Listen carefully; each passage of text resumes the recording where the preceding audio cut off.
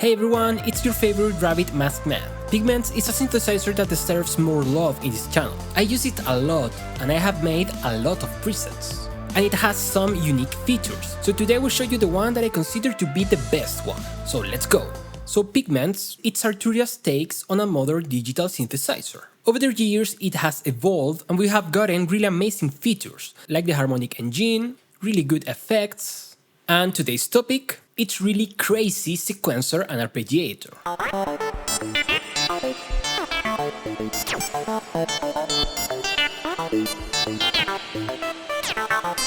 And to show you that, let's start making a really simple patch. The only difference between the arpeggiator and the sequencer is that in the sequencer you can choose the notes that will repeat in, well, a sequence. And the arpeggiator will start interchanging in a set pattern the notes that you are currently pressing in your keyboard.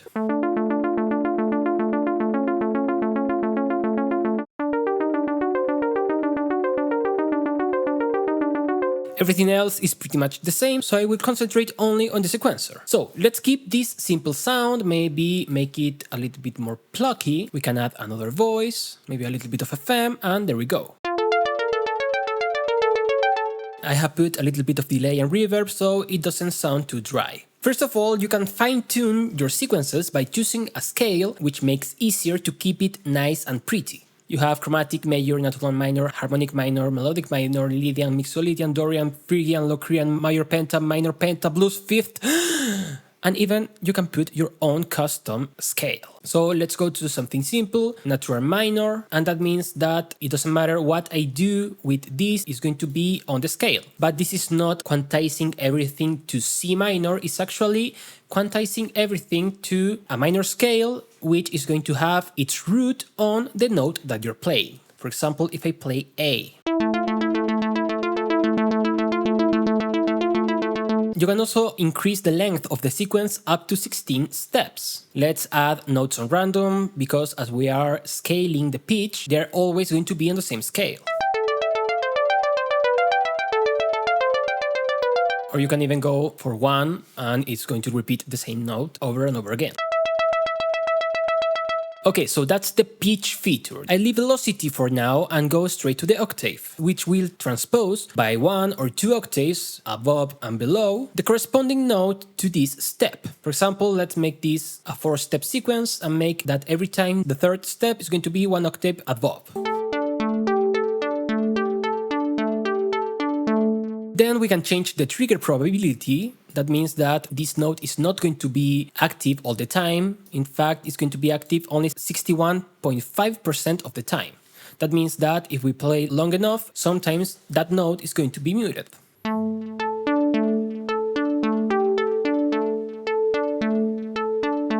By changing the gate length, the note will be shorter or longer, and when it's on 100%, it will last the entire step until the next note is triggered. Let me go even slower so you can hear it. The first note is on 100% of gate length.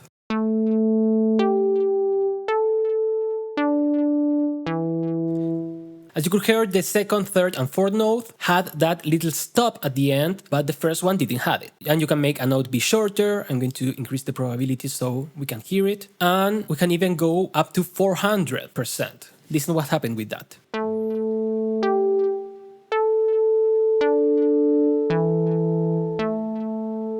This note went on by 4 different steps. And that's logical because if 100 is the full step, then 200 is going to be 2 steps, 3 steps, 4 steps. And finally, the slide is going to, well, slide one note into the other. Specifically, we'll start on the previous note and transform it into the current. Its speed in which it does depends on the amount of glide you used.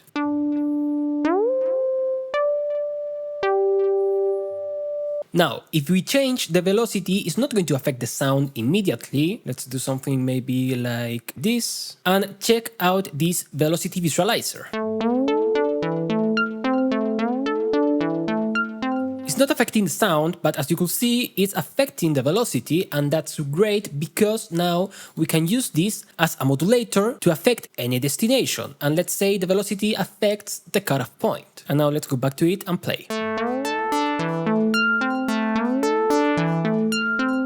When the velocity is up, the filter is open, and when it's down, it's more closed. We can even go crazier and also assign the velocity to something like the FM amount.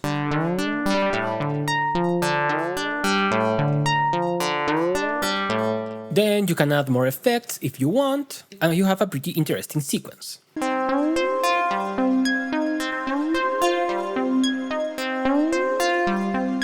Now that's all nice and pretty, but of course it's nowhere near at something game-changing or whatever. So let's go to the real reason I love this sequencer, which is the polyrhythmic feature. Okay, so this might be more about polymeters, but here it says polyrhythm, so I'm going to call it that. Let's activate it and see what happens. Suddenly, all of these rows went up to 16 steps. And you could see that as we have added steps, the sequence is going to repeat 2 times, 1 time affected and then not affected by the changes.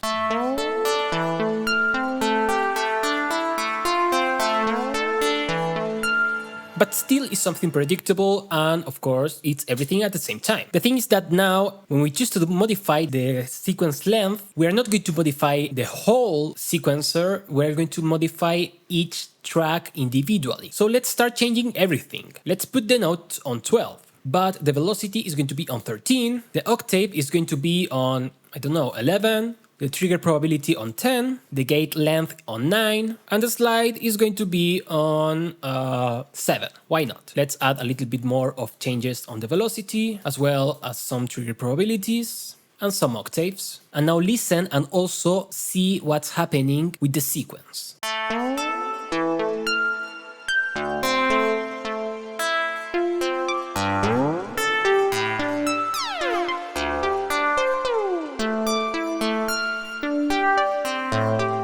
Now everything is going its own way, so each parameter is not going to affect always the same note. This gives us a lot of variation, and with the same 12-note sequence, we are having like a longer, more complex and ever-changing sequence. And the best part is that every change is going to still be on the same key, because it has the same basic notes. Now, if it's being hard to wrap your head around this, let's make it more simple. A 4-step minor sequence. But we are going to change the octave to 5. You will see that it's not going to be only the first note that is going to be 1 octave higher.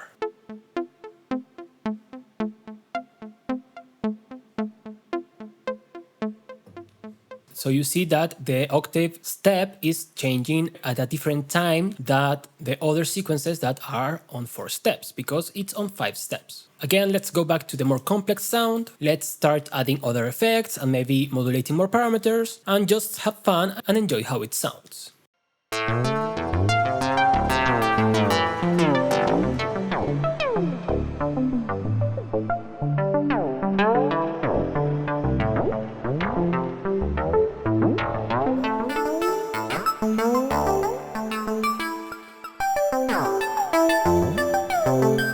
You can even go crazier and put, for example, a random modulation to other sound, and you can keep it in sync with your sequence, so you get more variation on every note.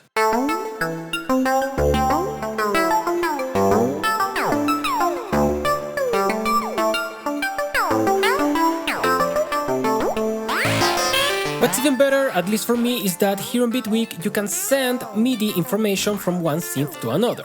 So you can use Pigments as a sequencer for any other kind of sound you have. You can just press a note and listen how the ever-changing results start changing any of the synths that you have.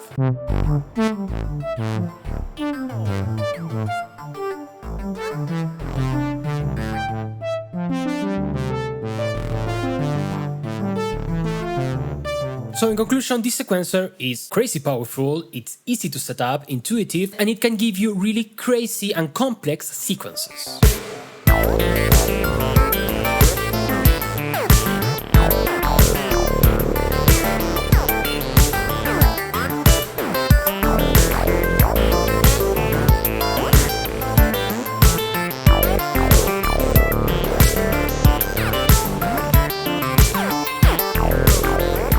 I love it, and it's one of the reasons that makes me like Pigments. So tell me in the comments if you find this interesting and if you have used this sequencer or which other sequencers do you like. Remember to subscribe and give big thumbs up to the video and also check out my Patreon. I will see you around. Bye bye.